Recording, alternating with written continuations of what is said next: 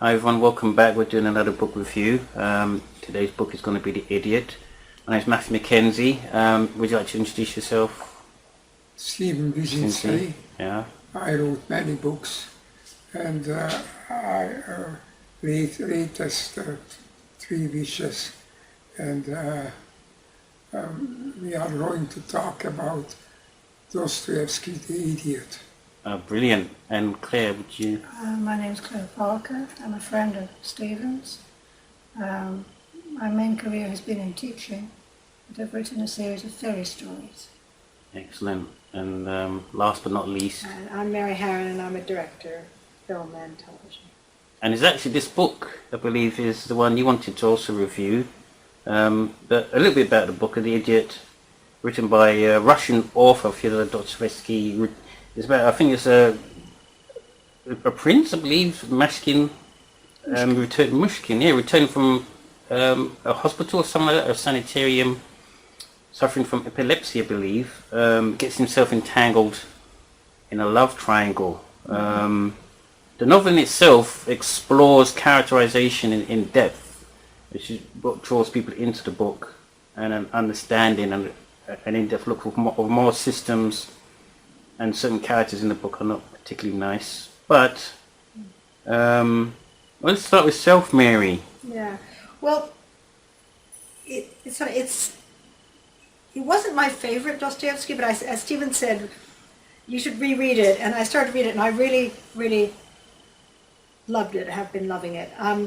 It's kind of a Christ story. Prince Myshkin is kind of a Christ figure, but it's one of the only portraits I can think of where somebody is truly good, and it's really believable, and they're not weak and they're not sentimental. There's just a sort of, there's an innocence in him, but he's quite tough, and he sees deeply into things, and then he also can be foolish, but it's a completely real and believable portrait of somebody remarkably good.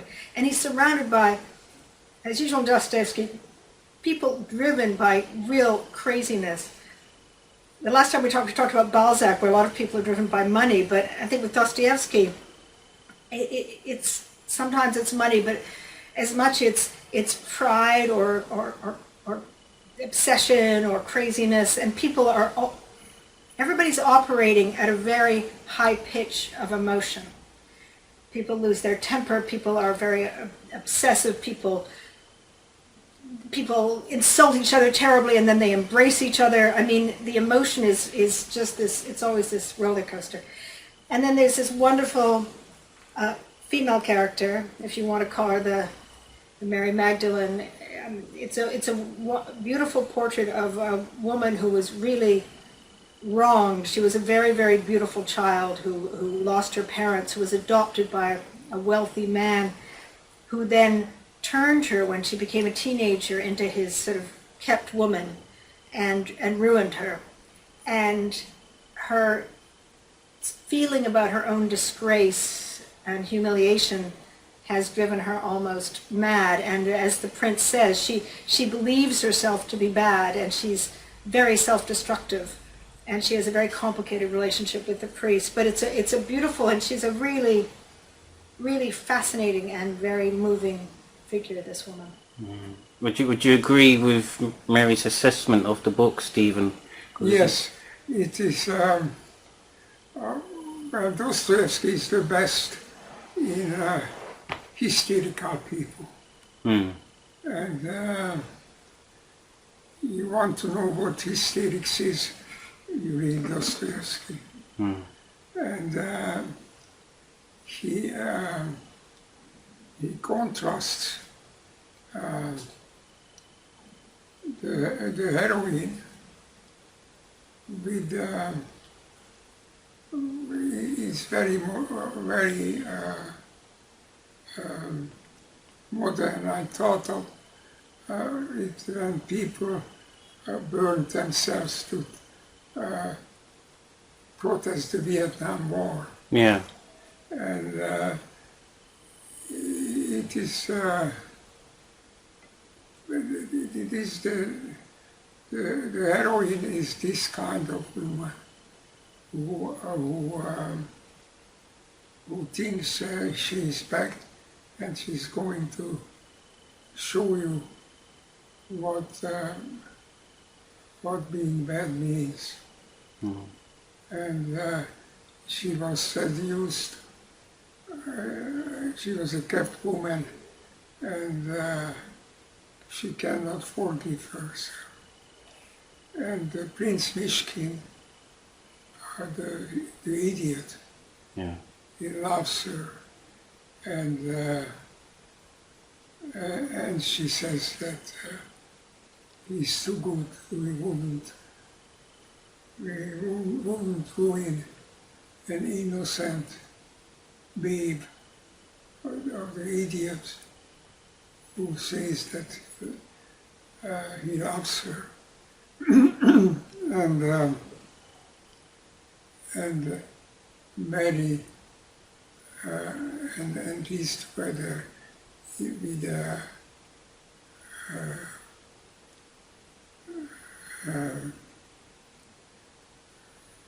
drunkard, and a drunk billionaire. And there are incredible scenes in it, because a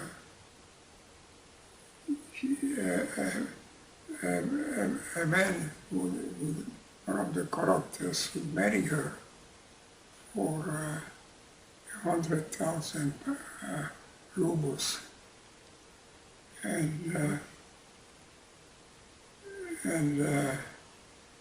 she dares him to take the money, because she doesn't give anything for the money. She throws the 100,000 rubles into the fire, and that's one of the greatest scenes of pride and self-respect. The man who was paid, who was promised 100,000 rubles to marry her, she throws the 100,000 rubles in the fire, and the man would like to get the money, but pride prevents him. And finally the girl tells him, take it, because otherwise you will kill yourself if you get this 100,000 birr. Dostoevsky has this kind of situation in which people, self-respect and greed are constantly in conflict. Yeah, welcome back. So Stephen, you were talking about one of the favourite scenes of the book, where she throws away a lot of rubles, I believe, in regards to the dowry. Something I could never do. I'd run away with the money, to be honest. So, is there any other scenes in the book that sort of fascinates you, that sort of you feel that relates to what you feel is honourable? Well, the character of the idiot himself. Dostoevsky is a very maddening writer in many ways, and often he's all over the place. But in the first book of the idiot, he comes from Switzerland and inherited a fortune. And what is striking about the character, that he talks to everybody. He doesn't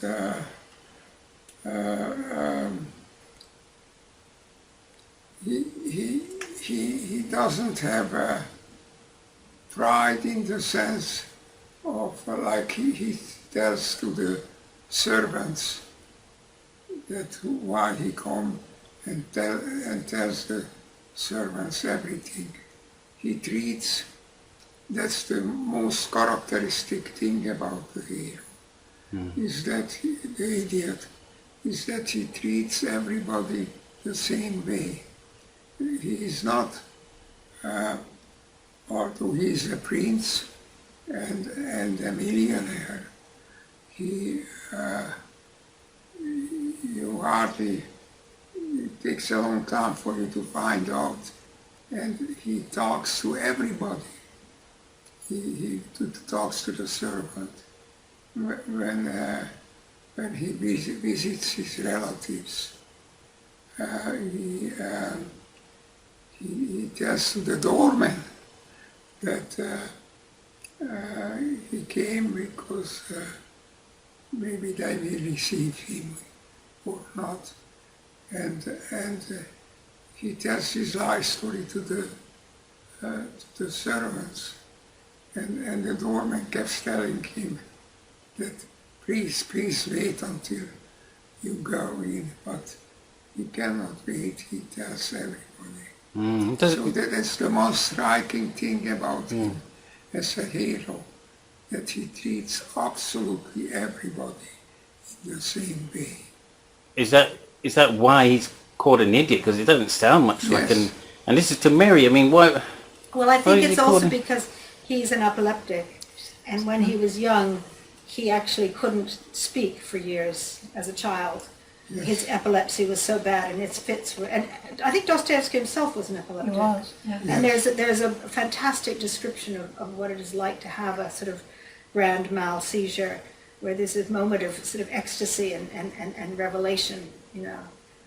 It's close to what people say you might have before the moment of death. There's a moment of, like, you know, incredible bliss, but then you have this terrible seizure. But he'd been in Switzerland with a teacher who had made him, gave him almost a recovery, but he still is he has an epileptic fit at a very crucial moment in the book. But it's also his simplicity, his truthfulness, that he says what he thinks almost at any moment and to anyone. There's no sort of in a world where there's a lot of class and a lot of artifice and an enormous amount of game playing and hypocrisy and people not saying what they think. He kind of startles everyone, and everyone's fascinated by him because he kind of just speaks the truth, says what he thinks. Yes. And also people are always trying to cheat him, and he'll say, yes, I know you're trying to cheat me, and I know you're lying to me, but I still feel for you. You know, he's not naive or stupid in any way. He knows when people are trying to take advantage of him. Yeah. But he also has this compassion for their stupidity, you know. Wow. Yeah, he has no ego. Yeah. Yes, I think that's a good He has no ego. So yeah, I want to come to yourself actually. You can actually have the book in front of you, isn't it? Can you do us a favour and actually hold that up? Don't know if everyone can see that. The book, The Idiot. What does it say at the back? I just want to give people an idea in regards to the summary of the book. Okay, through The Idiot, the endearing, translucent, Christ-like figure of Prince Mishkin, Dostoevsky's other characters, and readers as well, experience moments of total insight. The Idiot's central emotions and crisis, the prince's love for two women, I've forgotten how you pronounce it, Rogoshin? Aglaya? No, Rogoshin, the evil guy. I don't know, Rogoshin? Rogoshin's voracious desire for Anastasia Filipovna, her birthday party, the prince and Rogoshin's pursuing each other like ghosts through the streets of St. Petersburg, are visualized with hallucinatory vividness and put across in dialogue that rages and blazes with life. In a plot that is virtually the plot of a thriller or a melodrama, Dostoevsky proves himself the profound, tragic dramatist of our most urgent longings and fears, bringing us face to face with the enigma of beauty, with spiritual compassion and sexual desire, and with human sickness and suffering. Writing under the pressure of epilepsy, as well as inspiration, Dostoevsky was concerned that his view of Russian people and society might be found too incredible, too rich in improbabilities, coincidence and drama, and yet, quote, is not my fantastic idiot reality and the most ordinary reality at that? And Claire, with this book, was this one of your books that interested you? Because I know you said you read the book some time ago. Oh, many years ago. Yeah. Yes. Yeah. What things stuck with yourself in regards to reading the book? Well, the character of Prince Mishkin himself is he was an epileptic, he had epileptic fits, but he comes across as a very gentle, profoundly gentle and wise person. But the book also mentions is quite tragic. Is that because of his character, or is it because something happens in the book? I suppose. Yeah, he goes mad at the end. We don't want to give away. We don't want to give away. No, read it. Read it. Read the Yes, book. yes. Don't ask for the conclusion. There's a very beautiful scenes involving an 18-year-old called, I don't know how you pronounce it, Hippolyte, a young man, Hippolyte, who is has tuberculosis and is dying, and is kind of raging against his death. And there's an incredible party one night, one of many drunken parties in Dostoevsky, where people are drinking. The house, Prince Mishkin's house, is filled with this kind of crazy group of people, and this young man is threatening to kill himself. He's brought because he wants, I think, to control the moment of his death. But it's so moving when he talks about what it's like as an 18-year-old to be. When he looks at everything, that's the last time I'll see that wall. That's the last time I'll see that face.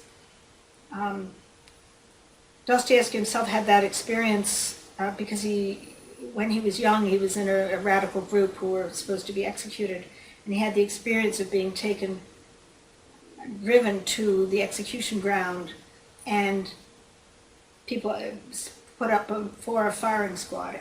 So he knew exactly what it was to know the moment of your death, and he writes a lot about that. And so this young boy, and then Dostoevsky was reprieved, and but I mean, imagine to have had that experience of knowing that you have like 7 minutes to live, 5 minutes to live, 3 minutes to live, and this young boy has 2 weeks to live, and what he says about what it is like to live under that death sentence is I don't want to spoil it, but it's incredibly beautiful, and at the same time with Dostoevsky, people say these beautiful poetic things, and then they turn, and then they sneer, and then they get mad at people, and they slap them, and they, it's never sentimental in that way, because then they do something completely crazy and ridiculous after having given some beautiful poetic speech. I find that really fascinating in Dostoevsky. He also describes, relating what Mary says, describes an execution. Oh yeah, at the beginning of the book, he describes him witnessing. Yes.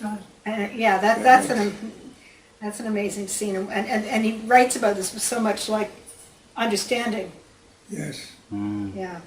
So Stephen, I'll come back to yourself, because you actually wrote about the novelist Fyodor Dostoevsky and about his books, I believe. So what effect do you think his works have on the world? What was the outlasting legacy of Fyodor's work? First of all, it makes me suspect people's rationality. You don't, you accept, if you read Dostoevsky, you accept that people are crazy. And they don't have a good reason to do things. That their reasons are always something peculiar and horrible. And they have you understand more from Dostoevsky than anybody else that human beings are not rational beings. that they're not rational people. So in Balzac writes mostly about people who make sense in their own way. And Dostoevsky, they don't make sense. and you learn more about people's irrationality from Dostoevsky than from any other writer. But it makes a great story Yeah. once you read of the silly things, the irrational things people get up to.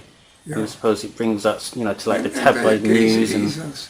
For instance, one of the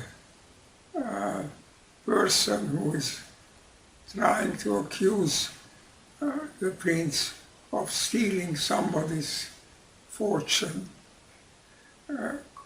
quite unreasonable. And when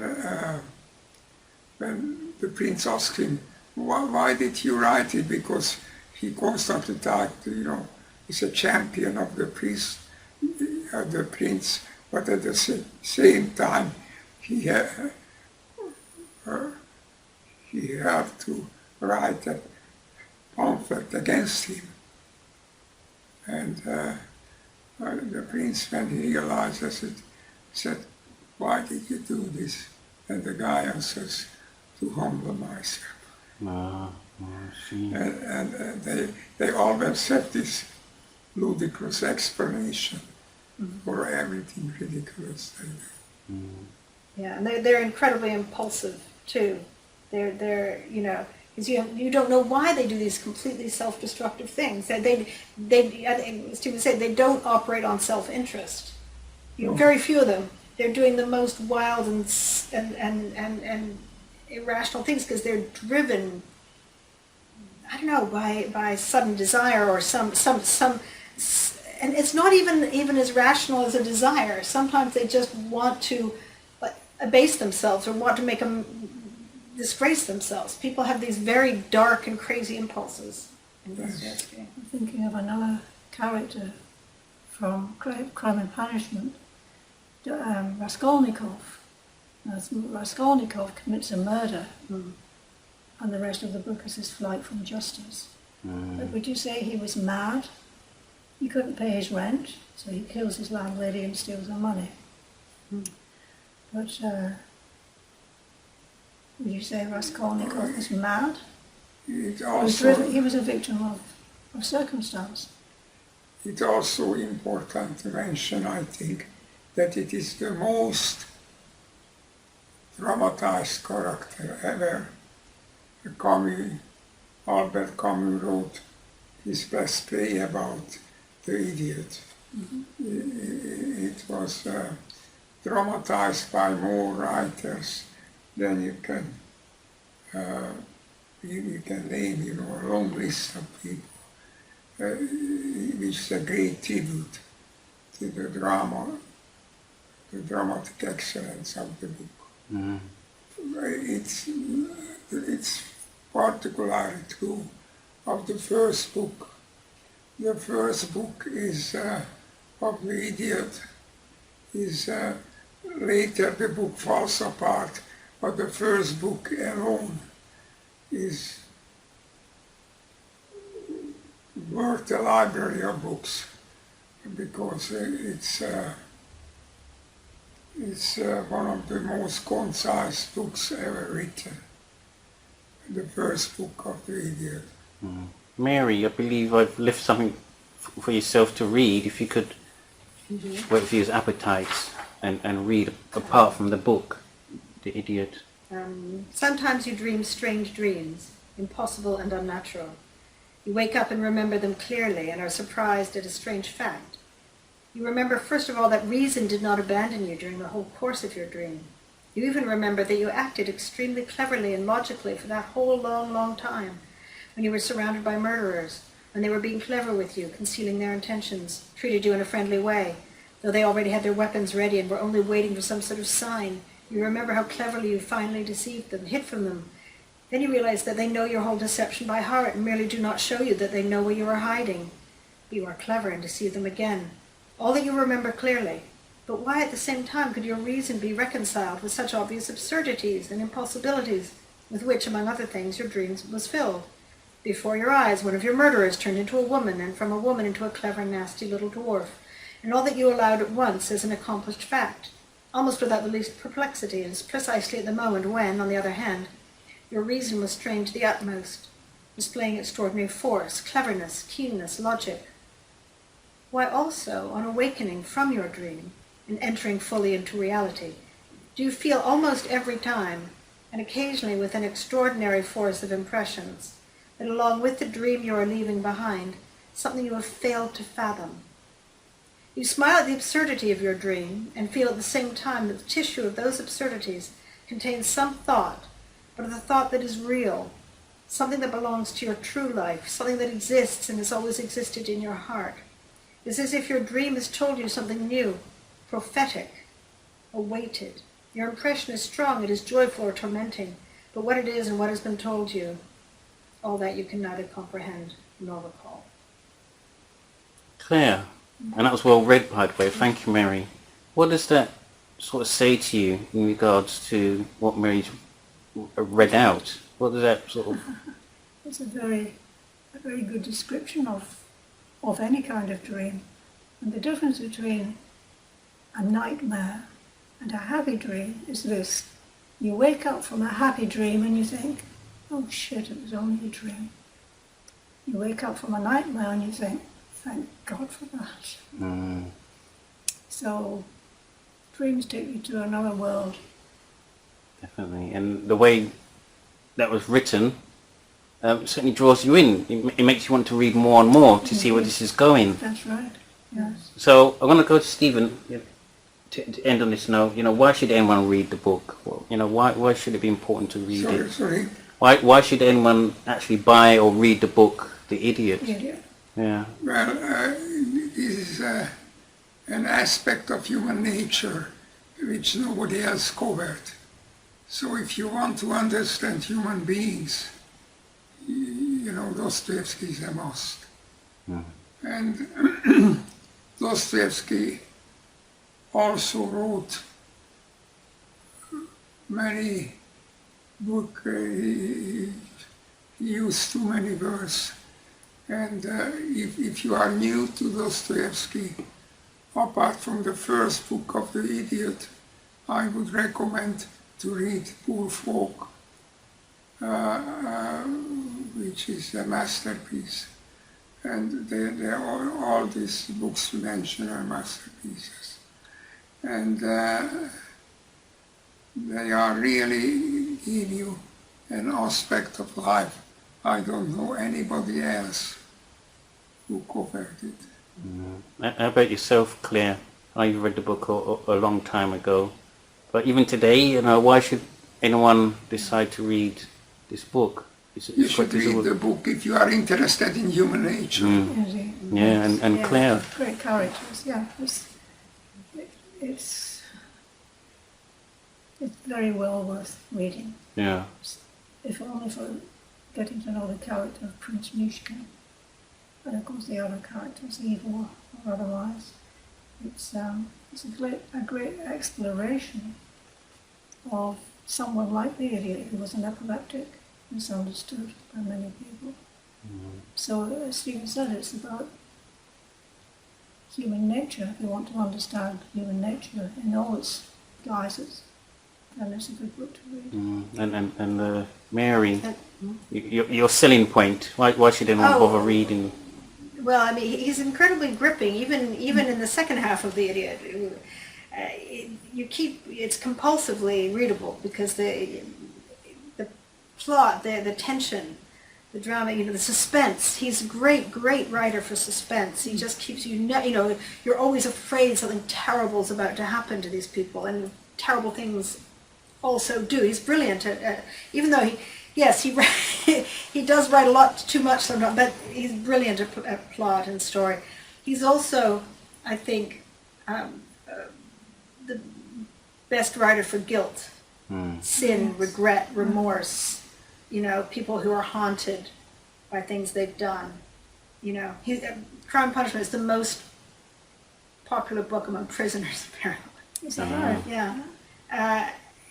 You know, people with regret, people who do stupid and bad things. He looks at the heart and has a feeling and a compassion for, you know, all kinds of you know, his world. He's open to understanding and looking at the hearts of all kinds of the worst and most terrible behavior, and he doesn't hide from that. So if you want to explore that, the real kind of depths of existence, he'll take you there.